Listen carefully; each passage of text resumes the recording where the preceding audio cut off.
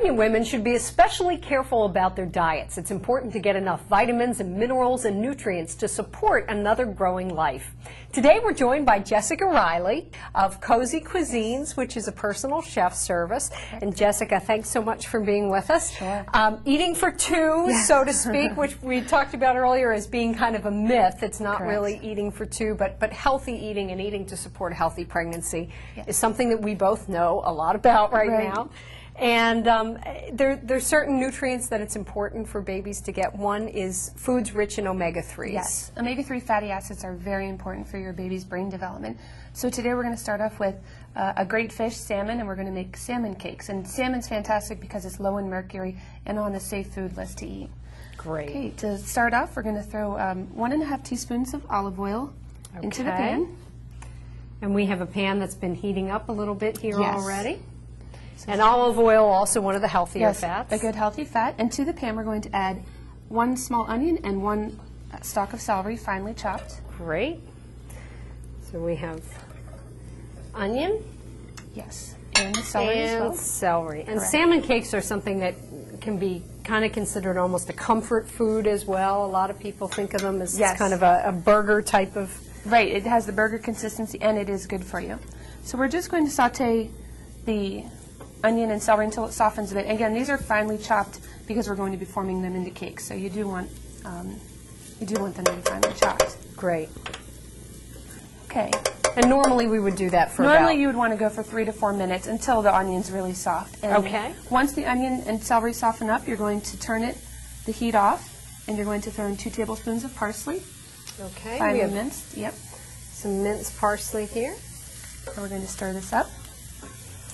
And now this can just cool on the stove, and we're going to get to work on the salmon portion. Okay. So into the bowl, we're going to put about 15 ounces of canned salmon, or if you have cooked salmon, about 1½ cups. All right. And we're just going to kind of flake this up a little bit, just to break up some of the larger pieces. And to this, we're going to add 1 egg, lightly beaten. And I think salmon cakes are something that even if somebody doesn't necessarily like fish, they might like this. They're fantastic. Or if you like crab cake, this is a great food to try. And a little cheaper than a crab cake as well. Right. And for some tanginess, we're going to add 1½ teaspoons of Dijon mustard. Okay. And certainly this is a recipe that the whole family could eat. Yes, and they're also great frozen. You can make these up to a certain point. Pretty much you can make the whole mixture. And we're going to add in now our sauteed celery and onion. You can make the mixture and then either freeze the mixture or form the cakes and then freeze them at that point, and then whenever you're ready to cook them.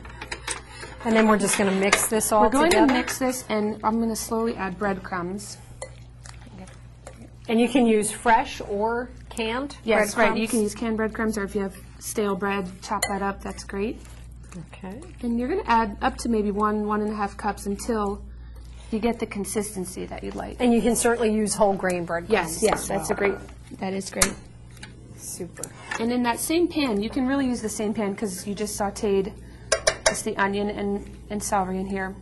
It's a great one-pot meal. I'm going to put just a little more in here to give this a little more consistency.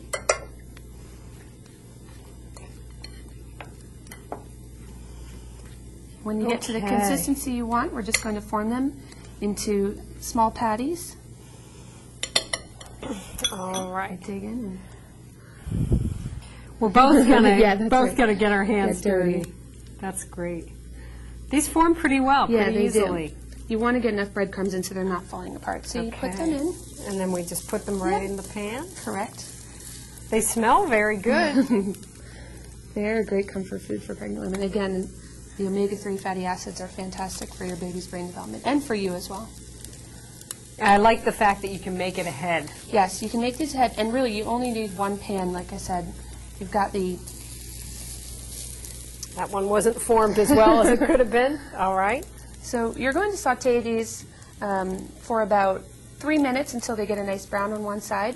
Okay. And then you can finish them completely in the pan, or if you want, you can finish them on a baking sheet as well. Okay. If you don't, you can, 3 minutes on one side, transfer them to a baking sheet, Pop them in the oven at 450 degrees for another 10 to 15 minutes, and then they'll be finished. Super. And you don't need a lot of oil No, for that's that? fantastic. No, you don't, especially if you're going to Super. finish them baking in the oven. So just the oil that was left in from sauteing right. some of the... Yes, you can add more oil if it seems really dried out, but for this there was Okay. oil left in the pan. All right. Now, And normally we would cook these a little longer, but we'll plate just a few just so that Sure. folks can kind of get an idea of what they look like. And this recipe comes with a creamy dill sauce. Correct. Which we're not going to take the time to make right now, but can you give us a rundown of what Sure. would be included in this? Yes, the dill sauce has, again, all good ingredients for you. There's some sour cream, and there's dill, reduced fat mayonnaise, and some yogurt, and there's also some scallions. And if you can, use fresh dill. Fresh dill really makes the whole flavor pop. Again, you mix that all together, refrigerate it, and it's ready to eat. Super, Yep. great. Okay, we only have about 2 minutes left, Okay. but we have one more recipe we'd like to make. Yep. We're going to the apricot chicken, and this is a great one because it's high in protein. Again, chicken's a fantastic food. Great. And this recipe, all the recipes, by the way, are on our website, Yes. including, incidentally, some sweet potato fries that are healthy. We have that on the website as well. Okay, for our chicken. Starting off with some olive oil again in the pan. Okay. Put that in, get that heated. Yep, and then we're going to throw some minced garlic right in. Okay. Get that cooking. Yep. And you get this going for a couple seconds. And then we would put the chicken in. Well, we're actually going to start off with some spices right before the chicken. And these spices Yes. are? These are great Middle Eastern spices. You've got cumin, you've got chili powder, you've got ginger, you've got ground cloves, and you also have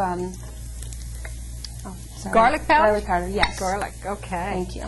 So you're going to get this heated. We only have about 45 seconds left, so we need to Yep, just let's sort of throw go the chicken right through in. this. Go ahead. So we would put our chicken in Yep. and get that sauteing. I hope I'm not No, you're splashing fine. you. And this, again, it's going to be kind of dark, but all of those spices are going to give us a fantastic flavor. Great. And while this is going, do you want to mix the tomato paste and water We together? have some tomato paste and water that we're going to thin out. And we would also include onions and dried apricots. Yes, correct. That would be sauteed as well. Right, yeah, we can throw the onions in actually before we mix that in. Okay. And apricots as well. When we throw those, we'll throw those in right with the tomato paste. Great. Okay. Okay, go for it. You can throw the tomato paste and water mixed in. All right. We only have a few seconds And left, let's throw but the it apricots in. smells delicious. And again, we want to remind folks that this recipe is on our website. Plate this up on some rice, and you have another delicious meal. Jessica, thank you so much. Thank you very much. If you're pregnant, it's especially important to be sure you get enough vitamins and minerals and nutrients to support a growing baby.